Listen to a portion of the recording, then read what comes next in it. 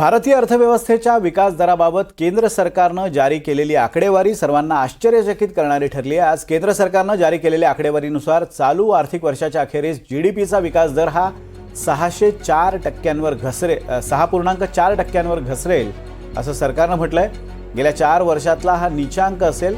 गेल्या वर्षी 1 फेब्रुवारीला सादर झालेल्या अंतरिम अर्थसंकल्पात विकासाचा दर हा 6.5% ते 7% दरम्यान राहील असा अंदाज होता, पण तो अंदाज आजच्या अंदाजानं फोल ठरवलाय। आर्थिक वर्षाच्या दुसऱ्या सहामाहीत म्हणजेच ऑक्टोबर 2024 ते मार्च 2025 या काळात वाढलेली महागाई आणि आर्थिक विकासाला बसलेली खीळ, तसंच परदेशी गुंतवणुकीचा आटलेला ओघ, वाढलेली व्यापारी तूट आणि वाढलेले व्याजदर हे विकास दर खाली आणण्याची किंवा खाली घसरण्याची प्रमुख कारण असल्याचं म्हटलं जातंय।